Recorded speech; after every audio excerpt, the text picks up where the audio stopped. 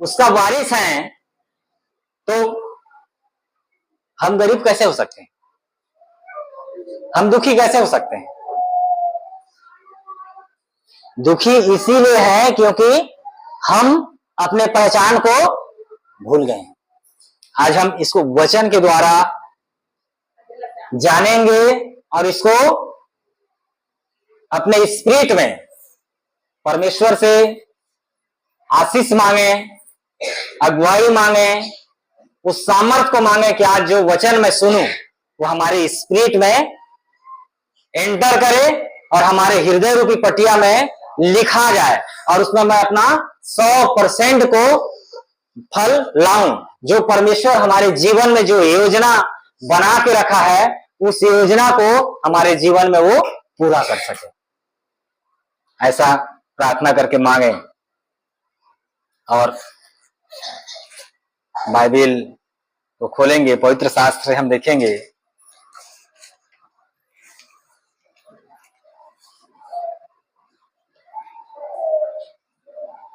उत्पत्ति 2 अध्याय का 7 से 22 को हम पढ़ेंगे।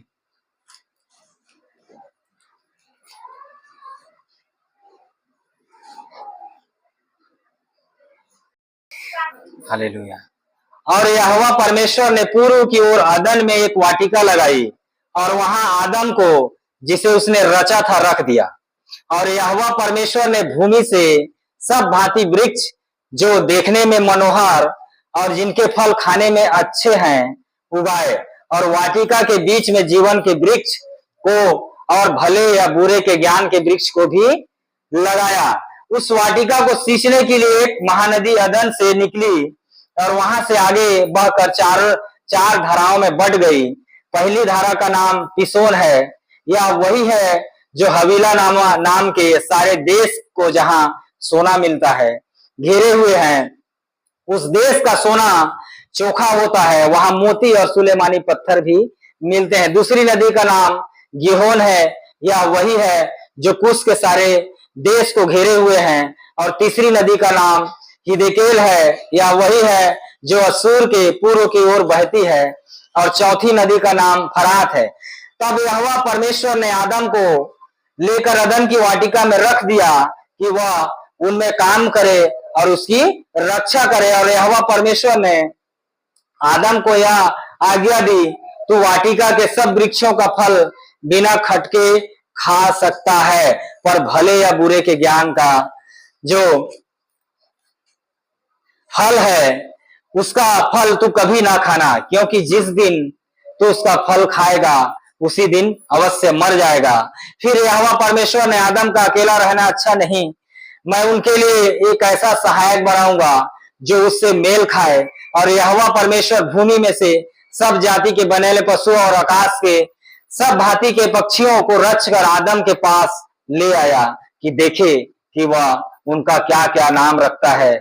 और जिस जिस जीवित प्राणी का जो नाम आदम ने रखा वही उसका नाम हो गया था। आदम ने सब जाति के घरेलू पशुओं और आकाश के पक्षियों और सब जाति के बनेले पशुओं के नाम रखे, परंतु आदम के लिए कोई ऐसा सहायक ना मिला जो उससे मेल खा सके। तब यहोवा परमेश्वर ने आदम को भारी नींद में डाल दिया और जब वह सो गया तब उसने उसकी एक पसली निकालकर उसकी जगह मांस भर दिया। और यहोवा परमेश्वर ने उस पसली को जो उसने आदम में से निकली थी स्त्री बना दिया और उसको आदम के पास ले आया।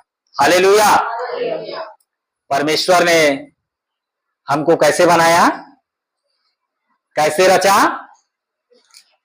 मिट्टी से उन्होंने मिट्टी को लिया और गूंथ के उन्होंने अपने हाथों से हमें क्या किया? बनाया और हमारे नथनों में जीवन का श्वास फूका। परमेश्वर ने हमें मिट्टी से अद्भुत रीति से रचा। उन्होंने पृथ्वी के सब जीव जंतु पेड़ पौधे सब को बनाया, लेकिन उन्होंने अपने कैसे बनाया? उसको मुंह से बोल करके बनाया कि वृक्ष बन जा, जीव बन जा, जंतु बन जा। लेकिन हमको कैसे बनाया उन्होंने? अपने हाथों से बनाया और हमारे नथनों में जीवन का श्वास फूका। क्या फूका? जीवन का श्वास फूका। हमें परमेश्वर ने अपने समान और स्वरूप में बनाया। मतलब परमेश्वर ने हमें विशेष योजना के लिए बनाया। क्या चीज के लिए बनाया? विशेष योजना के लिए बनाया कि हमें परमेश्वर हमको जिस योजना के लिए बनाया है उस योजना को वो पूरा कर सके। तब उन्होंने देखा कि सब जीव जंतु जितने थे उनको आदम के पास लेके आया और उनका आदम ने ही क्या किया?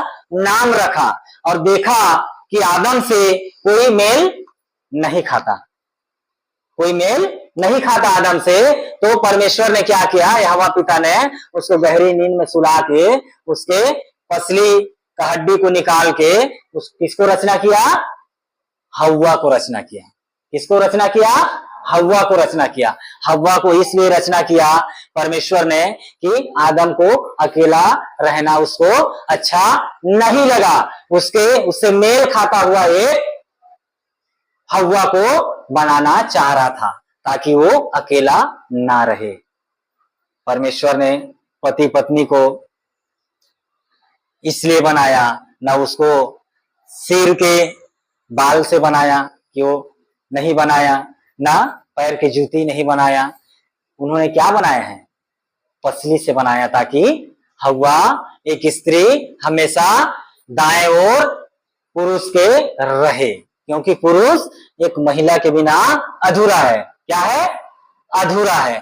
परमेश्वर ने एक विशेष योजना के लिए आदम और हव्वा को बनाया और उन्होंने ये आज्ञा दी कि तुम सब प्रकार के उस अदन के वाटिका का सब प्रकार के जो भी है उसका सब फल तू खा सकती है, खा सकता है, लेकिन उसमें भले और ज्ञान के फल को नहीं खाना। लेकिन हव्वा ने खाया। क्यों खाया? क्योंकि उसको सांप ने बहकाया। लेकिन इसमें एक चीज और सोचने वाली बात है कि अगर आपको कोई व्यक्ति आके बोले, अचानक आके बोले कि तू उसको खा ले, तो पहले तो आप पूछोगे कि तू कौन है, मेरे को क्यों बोल रहा है खाने के लिए? भाई मैं तो तुम्हें नहीं जानता, नहीं जानती। लेकिन हव्वा ने नहीं पूछा। क्यों नहीं पूछा? क्योंकि वो बार बार जाके उसके कानों में डालता था, देख वो कितनी सुंदर है, वो देखने में मनभावनी है, उसको तू खा ले, उसको तू खा ले। एक दिन नहीं मेरे को नहीं खाना है, दूसरे दिन फिर मेरे को नहीं खाना है, तीसरे दिन नहीं खाना है मेरे को, मेरा परमेश्वर यहोवा पिता ने मुझे, मेरे पति ने मना किया है। क्योंकि आदम हव्वा को परमेश्वर ने आज्ञा नहीं दिया था। किसको दिया था? आदम को दिया था और आदम के द्वारा हव्वा जानी थी। तो उन्होंने कहा नहीं मेरे को मना किया है, मैं कैसे खा सकती हूँ। लेकिन बार बार उसके कानों में जा जाके वो बोलता था कि देखने में कितना मनोहर है, उसको खा, उसको खा, उसको खा। एक दिन उसका मन बहक गया और उसको खा ली। उस खाने के द्वारा क्या ठहर गए? वो लोग पापी ठहर गए। अदन के वाटिका में थे तब तक सब कुछ बेस था, किसी प्रकार की दुख नहीं थी, ना कोई प्रकार का समस्या नहीं था।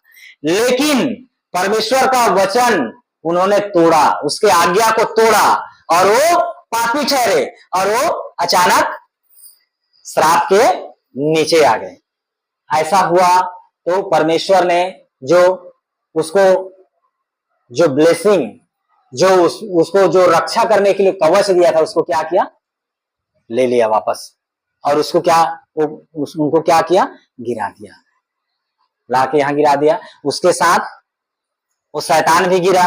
अब शैतान गिरा तो उसको अधिकार हो गया किसके ऊपर? आदम और हव्वा के ऊपर काम करने का उसको अधिकार मिल गया, क्योंकि वो पापी हो गए। और जब पापी होता है तो यहोवा पिता क्या करता है पापी से?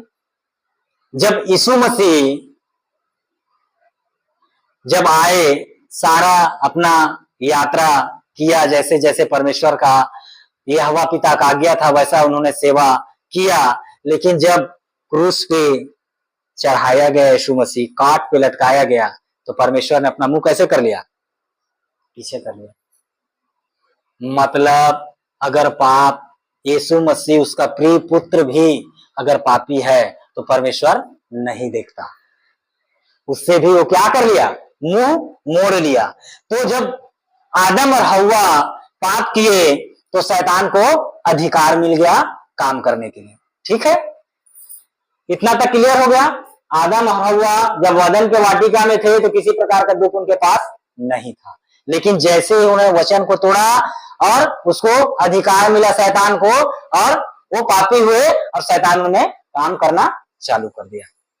जब समय बीतता गया, परमेश्वर ने अपने हाथों से भी एक विशेष योजना के लिए बनाया था आदम और हव्वा को।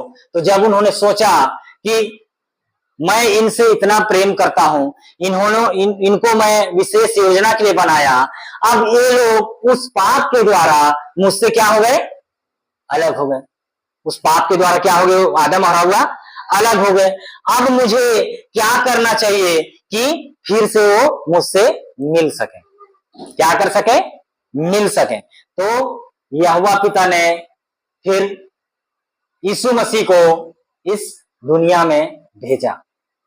मरियम के गर्भ से उन्होंने जन्म लिया, और जब जन्म लिया तो परमेश्वर ने जो अपना एकलौता पुत्र को इस धरती पे भेजा, और उसी योजना के अनुसार भेजा कि मनुष्य मुझसे फिर मिल सके, फिर मुझसे प्रेम कर सके, मैं उनसे प्रेम कर सकूं। अब जब यीशु मसीह इस दुनिया में आए और देखे, और जो पिता का आज्ञा था उसको पूरा किया, और जितने इस पृथ्वी पर जितने पाप श्राप जो भी था उसको परमेश्वर ने अपने ऊपर यीशु मसीह ने लिया और क्रूस पे लटकाए गए। अब जब क्रूस पे लटकाए गए, मारे गए, गाड़े गए, और 3 दिन बाद जी उठे। जब वो जी उठे तो उस जो आदम और हव्वा का पाप जो पीछा कर रहा था उसका क्या हो गया? वो बीच से कट गया, क्योंकि प्रभु यीशु मसीह ने उस शैतान को, जब प्रभु यीशु मसीह का क्या हुआ? परीक्षा हुआ, तो उस शैतान को उन्होंने हराया। क्या किया? हराया। तो वो शैतान हारा, और जब मौत को भी उन्होंने फतेह पाया, मौत पर भी फतेह पाया, तब शैतान का और जिल्लत हो गया, उन्होंने हार गया। अब ये समझ गया कि अब फिर मैं जो आदम हव्वा पे मेरा अधिकार था, वो अधिकार क्या हो गया? यीशु मसीह के आने के बाद खत्म हो गया। अब वो जब तक हम उसको मौका नहीं देंगे, वो हमारे लोगों के जीवन में वो काम नहीं कर सकता। इतना तक क्लियर हो गया। अब हम कौन है समझ में आ गया।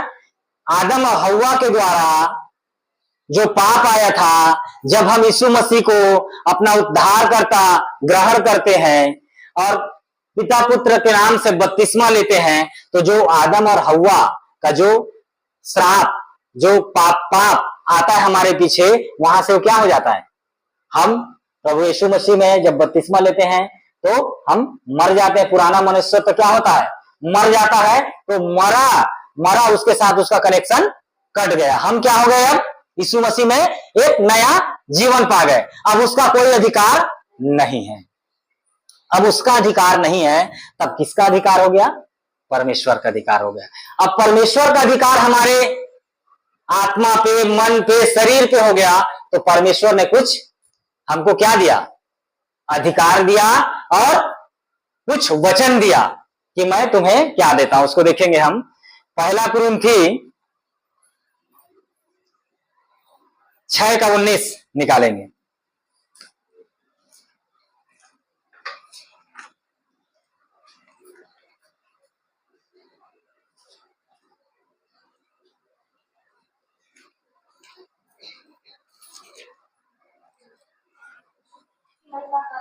क्या हुआ परमेश्वर ने?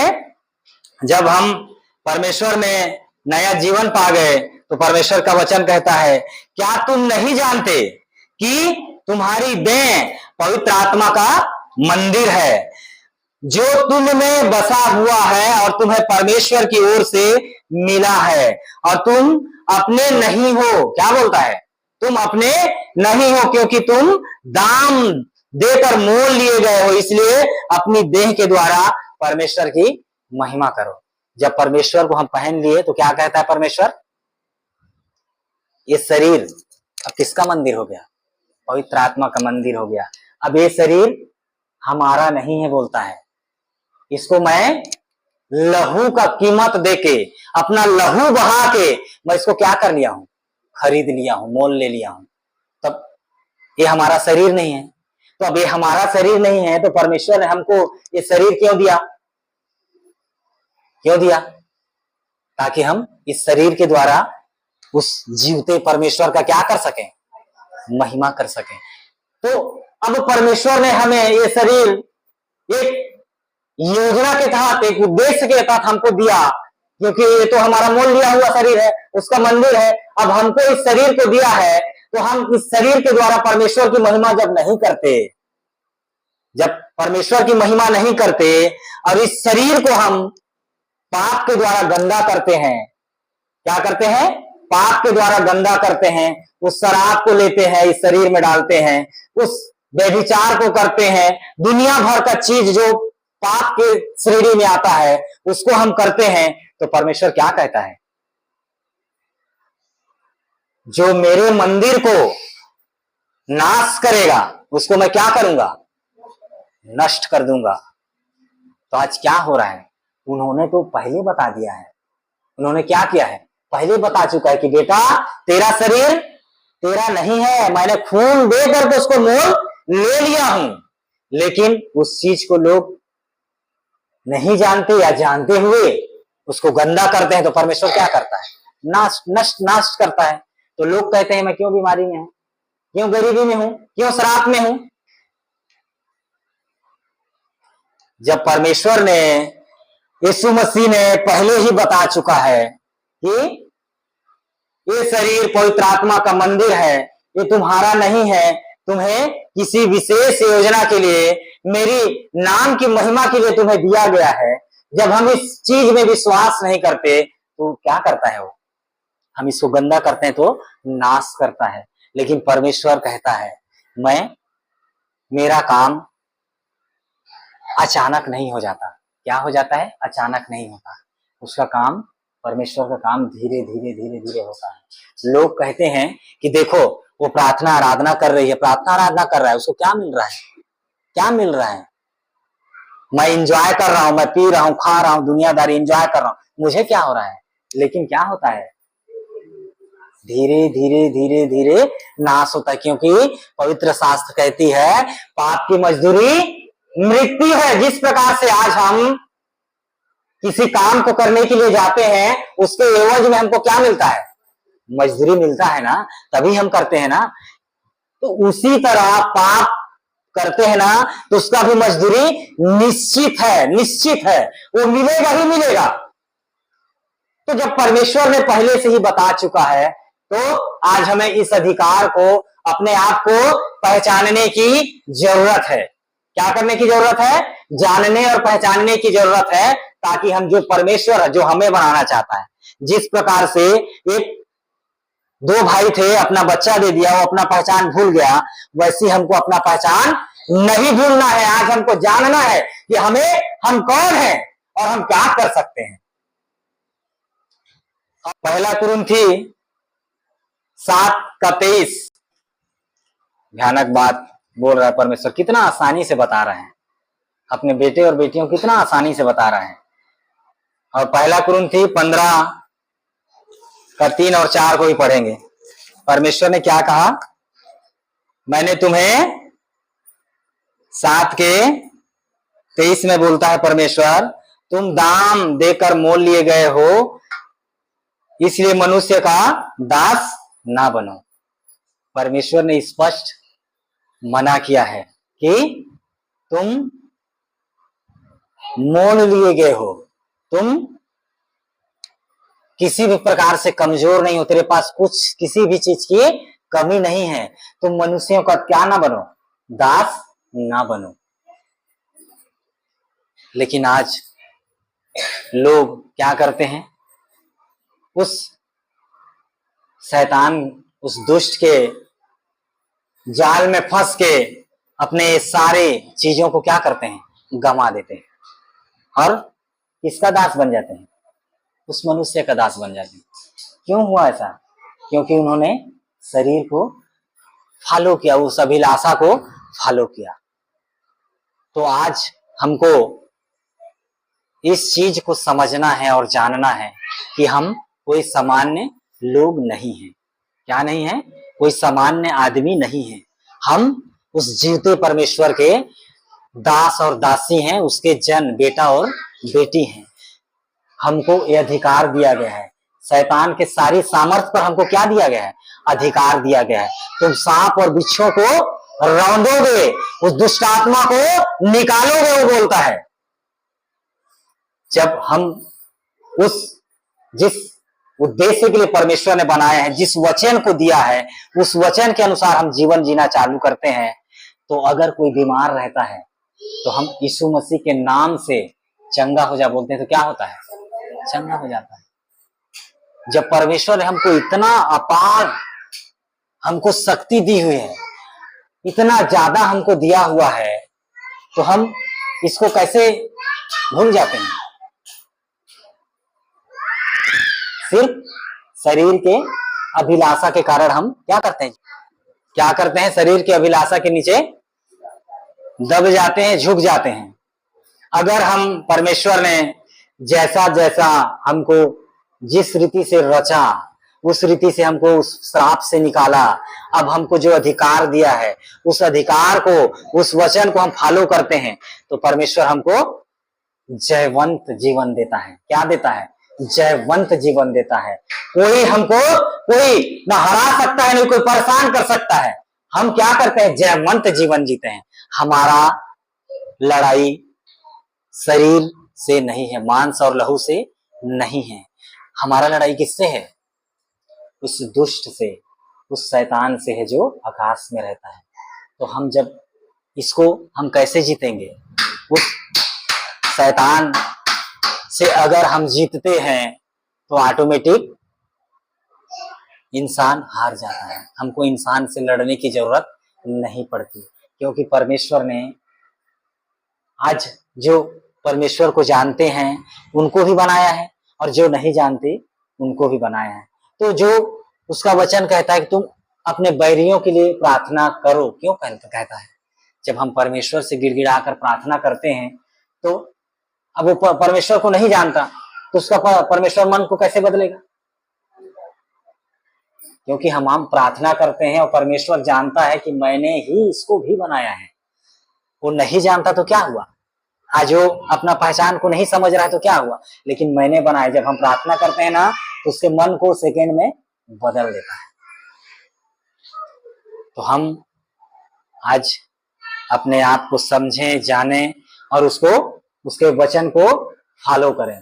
अगर हमसे किसी प्रकार का ऐसा गुनाह या गलती हो गई है जिसके कारण हम परमेश्वर से दूर हो गए हैं, तो परमेश्वर इतना प्रेमी परमेश्वर है, उन्होंने अपना एकलौता पुत्र हमारे लिए कुर्बान कर दिया। तो क्या हमारा गलती को क्षमा नहीं करेगा? बस हमको उसके सामने घुटने में जाके गिड़गिड़ाना है कि परमेश्वर, तू अपने पवित्र लहू से मुझे धोकर शुद्ध और साफ कर। परमेश्वर पिता, मैं नहीं जान रहा था, मुझसे जाने अनजाने में गलती हुई है। परमेश्वर पिता, तू मुझे क्षमा कर और अपना बेटा और बेटी होने का अधिकार मुझे फिर से दे।